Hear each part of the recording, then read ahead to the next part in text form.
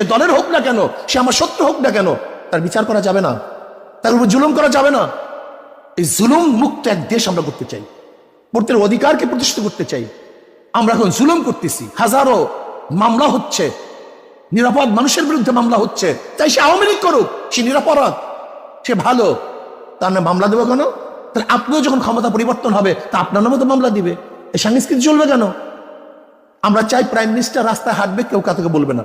বিশ্বাস করেন, যখন সেফটি আইন করছে শেখ পরিবারের জন্য, তখন আমি বলছি এদেশের জনগণ অসেফটি, তারা নিরাপদ না। যদি তারা নির্বোধ হতো তাহলে শেখ পরিবারের জন্য সেফটি আইন করার প্রয়োজন হইতো না। যেহেতু তারা জুলুম করবে, অত্যাচার করবে, এর জন্য শেখ পরিবারের জন্য সেফটি আইন করা হয়েছে। এই সেফটি আইনটি আর দেখতে চাই না। আমরা চাই না কোনো মন্ত্রী যাবে, কোনো প্রাইম মিনিস্টার যাবে, তাদের জন্য রাস্তা এক সেকেন্ডের জন্য বন্ধ দেখতে চাই না। স্পেশালি একজন সাধারণ জন